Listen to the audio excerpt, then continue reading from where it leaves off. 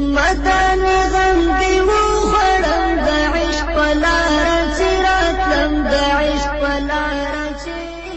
د ژوند لار پسې ډېر وځورېدم د عشق په لاره چې وړاندې کوونکی مولوي محمد یاسین فهیم. په سترګو ړوند مې د زړه خوند څه فکر د ژوند لار اړوندو نو لیوانتو ته رسېدم په لاره چې راتلم د عشق په لاره چې راتلم. بسم الله الرحمن الرحيم. الحمد لله رب العالمين حمد الشاكرين. الصلاة والسلام على سيد الأنبياء والمرسلين سيدنا ونبينا وشفيعنا ومولانا محمد وعلى آله وأصحابه الطيبين الطاهرين.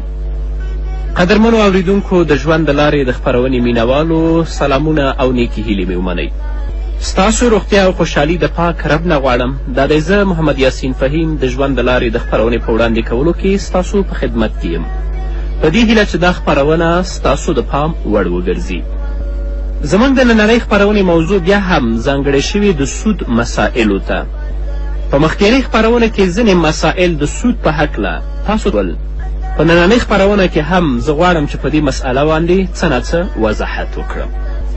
حضرت انس رضی الله تعالی عنه د محمد رسول الله صلی الله علیه وسلم نه روایت کوي، کله چې تاسو یو چاته قرض ورکه نو هغه چا چې تاسو نه قرض واخیسته هغه که تاسو ته څه هدیه یا تحفه درکوي هغه هم مقبلوئ، او که ستاسو لپاره د سورلي کومه سورلي برابروي هغه باندې تاسې هم مسورېږئ، ځکه چې د دغه قرض په وجې سره که د یوې ذرې برابر هم دنیایي فایده حاصله شي نو په هغه کې امکان د سود شته. اما که مخکې د دې نه چې تاسو هغه سړي ته قرض ورکوئ دا ماسو په منځ کې یوه تحفه ورکول، هدیه ورکول، د سورلي البته ورکول، بیا په دې کې باک نشته دی، لکه چې رسول الله فرمایي اذا اقرض احدکم قرضا فاهدى الیه او حمله على الضابة فلا يركبه ولا يقبلها الا ان يكون جر بينه وبينه قبل ذلك رواه ابن ماجه. نو د محمد رسول الله صلی الله علیه و د دې حدیث مدعا او پیغام دا دی چې د سود معامله دومره سنګینه او دومره خطرناکه ده چې د دې د ادنا شبهې نه هم ځان ساتل ضروري دي چې انسان ترې نه ځان وساتي. هر کله چې یو بنده ته څوک قرض ورکوي نو د هغه د ډېر پوره احتیاط وکړي چې د دې قرض په وجې سره د یوې ذرې برابر هم دوی فایده حاصله نه کړي. نن راشئ تاسې وګورئ چې زموږ حسنه یا زموږ قرضي معاملې ټولې په سود بنا دي. د خلکو د مجبوریت نه او د خلکو د هغه تنګدستي نه په استفادې سره نن سودي معاملې کیږي. چاته که 100 روپۍ قرض ورکړی شي میاشت پس هغه ترې نه 1.5 غوښتل کیږي، که چاته 20,000 روپۍ قرض ورکړی شي هغه میاشت پس ترې نه 10,000 او 25,000 غوښتل کیږي. دا سودي معاملې دي. الله دې په موږ باندې رحم وکړي، او دا د دې وجې نه چې د هغه تنګدستو د هغه غریبانو وینې انسان څکي. رسول الله خو دا وایي که تاسو چاته قرض ورکه نو د هغه هدیه او تحفه هم قبلو. که د سورلي لپاره تاسو ته یو اس، موټر، بایسکل، موټرسکل راولي په هغه باندې هم مه سورېږئ، ځکه چې د خپل د قرض په مقابل کې د هغه نه څه دنیوي فایده تاسې حاصل نه کړئ چې په دې کې شایبه د سود ده. نن خو په ډاګه باندې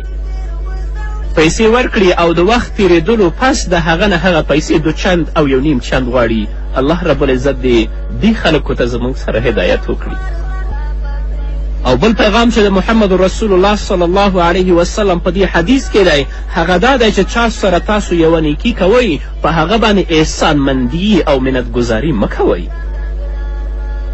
ستاسو مطلوب دی په دې کې صرف د الله رضا وي چې الله زموږ نه راضي شي، دا نه چې په هر مجلس کې هغه یاد کړئ، هغه سپک کړئ او په هغه باندې د خپل منت او خپل احسان واچوئ. د ستاسو نیکي د یو مسلمان ورور سره دنیوي مطلب باندې بنا نه وي، بلکې ستاسو مطلب او هدف دې صرف د الله رضا وي. رسول الله صلی الله علیه وسلم په یو حدیث کې فرمایي چې 3 کسانو ته به د آخرت په ورځ الله په نظر د رحمت هم ونه ګوري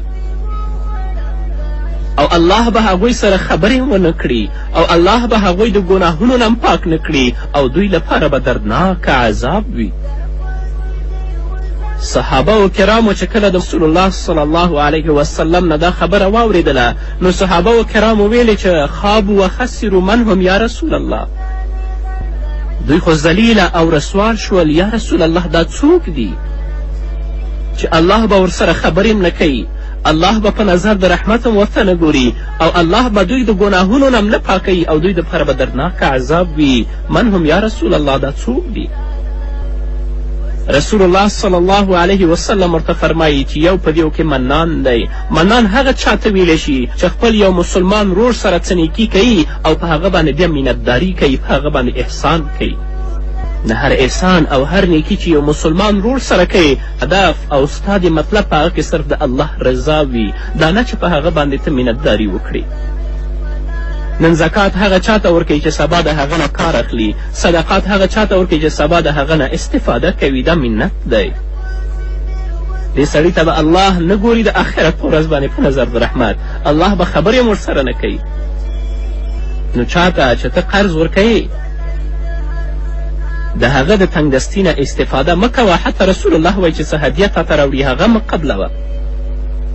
او نن خو دا کار دی چې 100 روپۍ درکړي سبا 100 روپۍ ورکړي سبا ته 1.5 سل غواړي. الله ته ورتګ نه لري. الله به ستا نه پوښتنه نه کوي چې تا د دې مسکین او د فقیر وینه وڅکله. دویم کس په دې کې رسول الله صلی الله علیه وسلم فرمایي مسبل دی. مسبل هغه چاته ویل کیږي چې د هغه پاینڅې د هغه د پړکیو او د بجلکو نه ښکته وي، دې ته مسبل ویل کیږي. په ځانګړې توګه په مانځه کې رسول الله صلی الله علیه وسلم فرمایي چې د مسبل مونځ الله په خپل دربار کې نه قبلوي. لا یقبل الله الصلاة المسبل. د پاینڅې چې د هغه د پړکیو او بجلکو نه ښکته نه الله نه قبلوي، ځکه دا د متکبرینو علامه ده او تکبر چې دی دا د الله رضا ده، دا د الله خاصه ده. د متکبر مونځ الله نه قبلوي، د مسبل مونځ الله نه قبلوي او د دې پایله به هم دا وي د متکبر انسان چې کله وفات کیږي د وفات په وخت کې به دې ته د شهادت کلمه نه نصیب کیږي، د دنیا نه به بې ایمانه ځي. هغه څوک چې یو څوکۍ کې تر یو حده رسېدلی دي هغه غریب و مسکین اصلا پیژني، هغه سره خبرې هم نه کوي، د هغه کبر و غرور دې حد ته رسېدلی ته الله ته ورتګ لري که نه لري؟ حتی ځینې ورونه زه وینم چې پایڅې د هغو پښو لاندې شړېدلي دي، دومره به احساسه هم نه دي چې خپل پاینڅې د خپل پړکیو نه پورته کړي او پتلون خو چې واغوندي د خپل د فیشن لپاره چې زما فیشن خرابه نه شي هغه بالکل نه پورته کوي، په ځانګړې توګه په مانځه کې. نو داسې انسان سره الله خبرې هم نه کوي، الله په نظر د رحمت هم ورته نه ګوري او دوی دپاره به دردناک عذاب هم وي. او دریم کس رسول الله صلی الله علیه وسلم فرمایي چې هغه تجار او هغه دکانداری چې په خپل مال باندې د دروغو قسم مال یې راوړی په خپل دکان ته په 10 روپۍ باندې چې کله هغه ته اخیستونکی یا مشتری راشي هغه ته قسم خوري چې دا ماته 15 روپۍ تمام شوی، په خپل مال باندې د دروغو قسم خوري. او هغه غریب و مسکین چې شي ته اړتیا لري د اخیستلو چې په هر 2 روپۍ په هغه باندې خرڅ که دې سره دا انصاف او دا عدالت نشته دی چې آیا دا ګټه ماته حلاله ده او که حرامه ده، او که په خپل مال باندې مې قسم وخوړه او که مې ونه خوړه الله څخه به نه ورځي. بیا به الله تا ته ګوري نه، الله به تا سره خبرې هم نه کوي، الله به د ګناه نه هم نه پاکوي او تا دپاره به دردناک عذاب وي. رسول الله صلی الله علیه وسلم په بل حدیث کې فرمایي هغه څوک چې په خپل مال باندې قسم خوري اگر که په خپل قسم کې دا رښتینی هم وي نو دا قسمونه به د دې کاروبار او د دې معاملې لپاره تر یو وخته پورې وده ورکړي،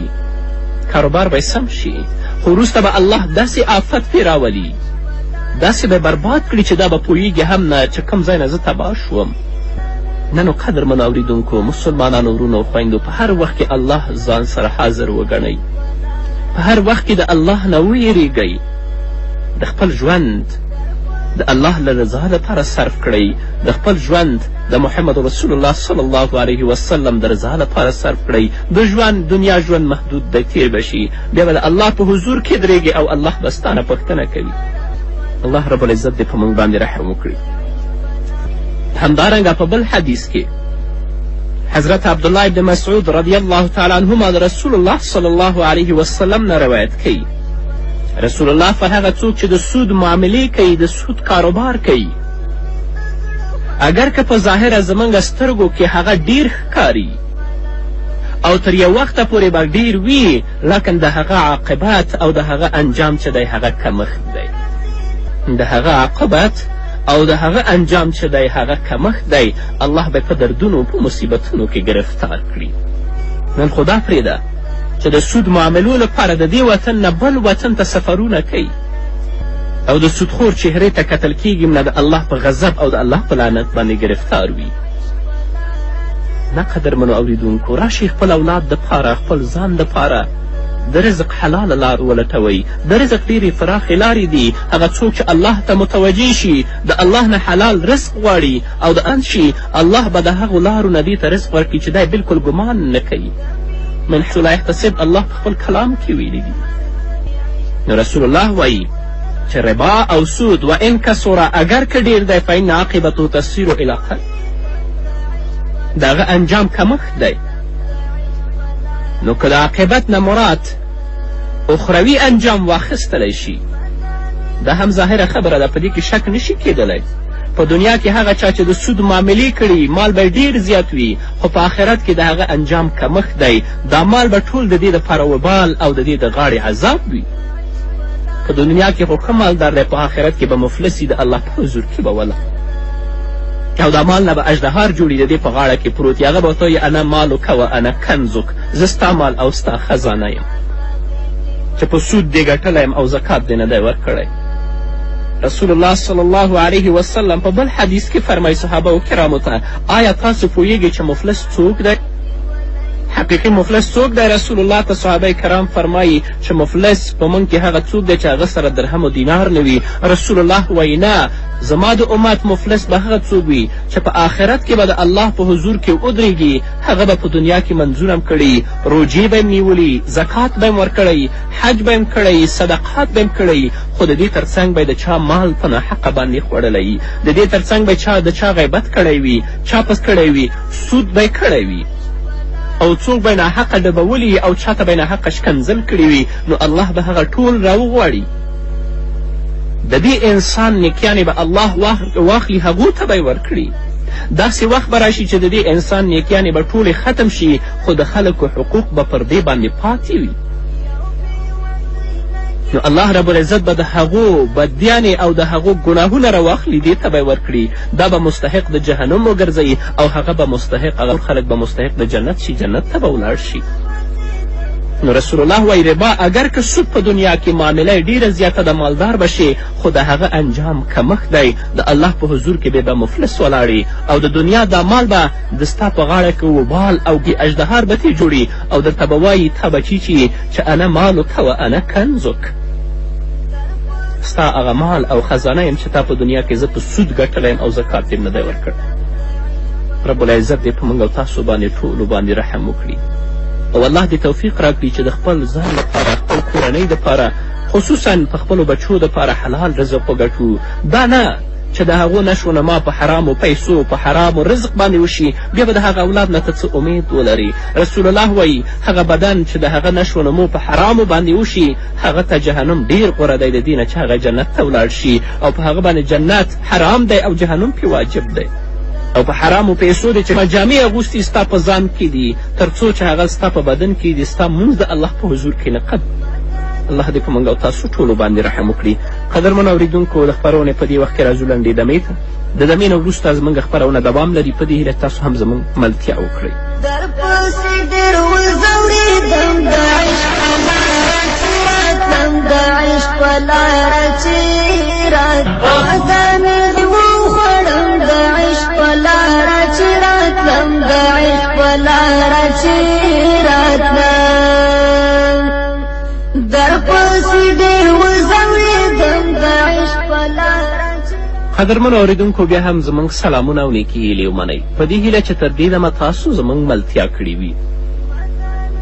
او که د عاقبت و انجام نه چې کوم رسول الله ویلي دي هغه دنیوي انجام واخیستلی شي دا هم ظاهره خبره ده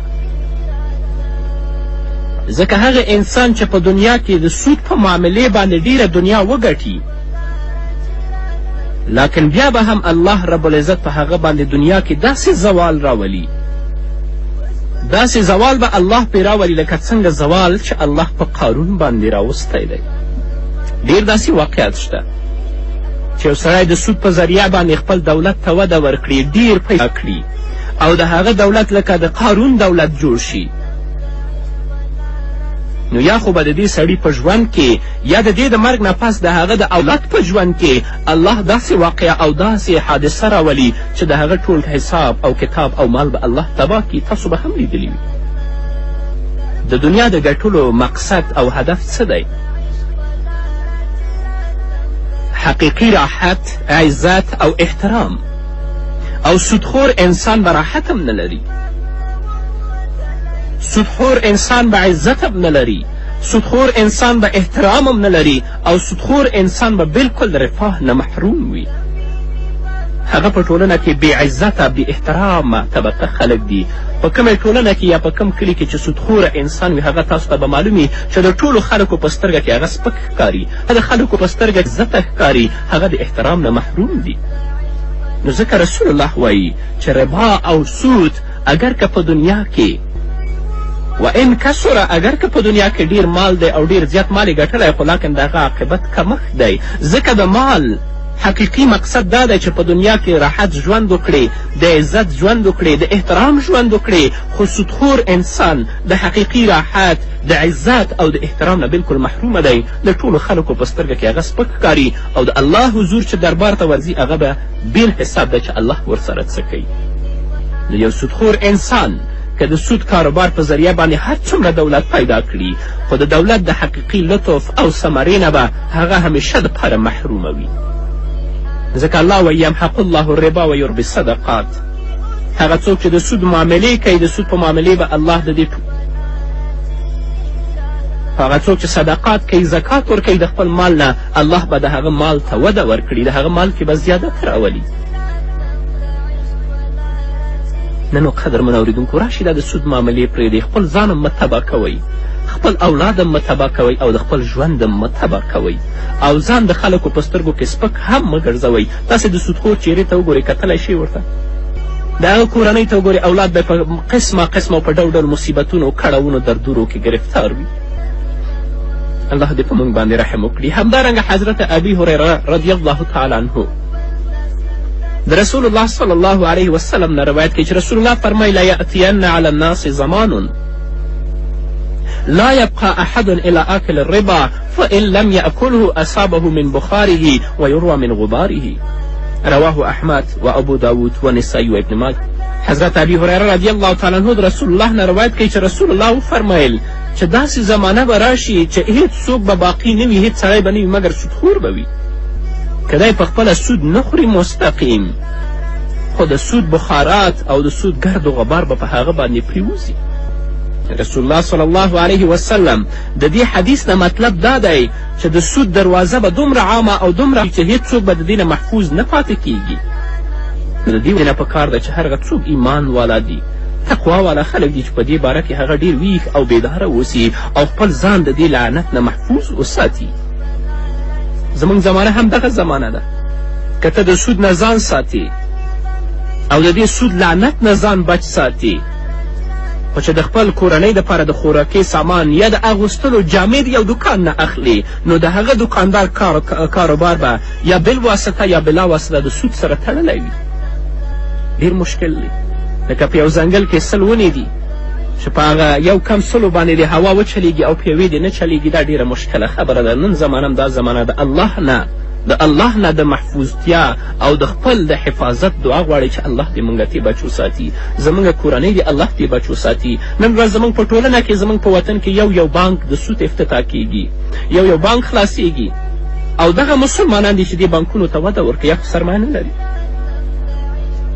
فقها دا لیکي که تا سره په کورنۍ کې د پیسو ساتلو امکان وي، صرف د ساتنې لپاره چې ته په بانک کې د هغه بانک چې د سود معاملې کوي هغه سره ته په سود کې شریک چې هیڅ هم ترې نه اخلې، ځکه ستا پیسې دي چې د هغه سود معاملې ته وده ورکوي. او دا خو لا پرېږده چې زموږ نن مسلمانانې خویندې او مسلمانان په بانکونو کې پیسې ایښي او میاشتنۍ ګټې د هغه نه ترلاسه کوي یا 2 میاشتې پس د هغه نه ګټه ترلاسه کوي. معلوم نه چې ستا په پیسو باندې هغه څه کاروبار کوي. یا زموږ هغه ځوانان چې د نن په بانکونو کې هغوی دندې لري، هغوی سره د سود په کاروبار کې مرسته کوي. زموږ فقهاو دا لیکلي که دې ځوان لپاره بل ځای د دندې امکان وي چې د خپل د معاش ذریعه وګرځي، دې دپاره کار هلته حرام دی او دا هغه سره په سود کې شریک دی. نو زما توصیه هغه ځوانانو ته چې په سودي بانکونو کې دندې لري کار کوي،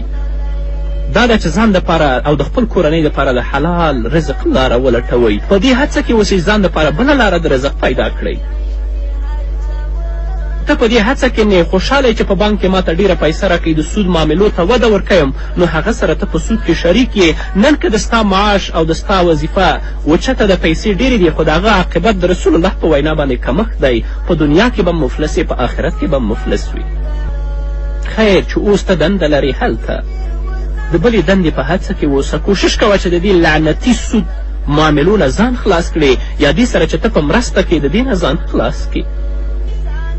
حتی د چوکیدار مسله فقهاو ذکر کړې ده چې سودي بانک کې د یو مسلمان چوکیداري هلته نه کوي، هلته د مزدوري نه کوي. هغه د رسول الله حدیث دی چې په خلکو به داسې وخت راشي چې باقي به نه یي مګر سودخور، که مستقیم په خپله سود نه خوري خو د سود بخار او د سود ګرد به په هغه باندې پرېوځي. الله دې په موږ باندې رحم وکړي.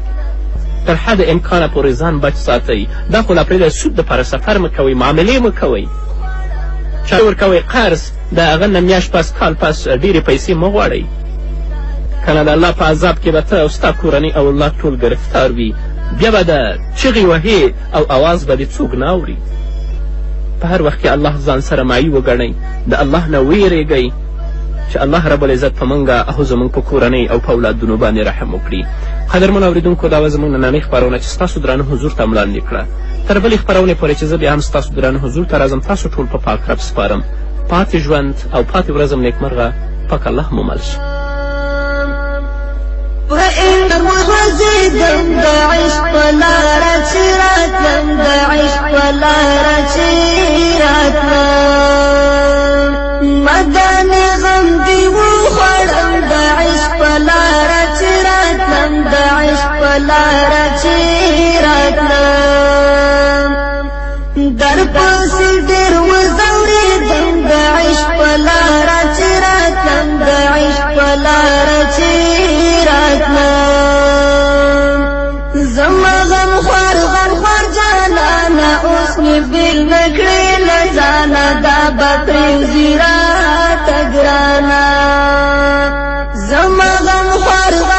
جانا اوس می بیل نکړې لزانا دا زیرا تګرانا الهی دې ورزم د عشق لار چراتم د عشق لار زما غم خوار جانا اوس می بیل نکړې لزانا دا بطری زیرا تګرانا زما غم خوار جانا اوس می بیل نکړې لزانا دا زیرا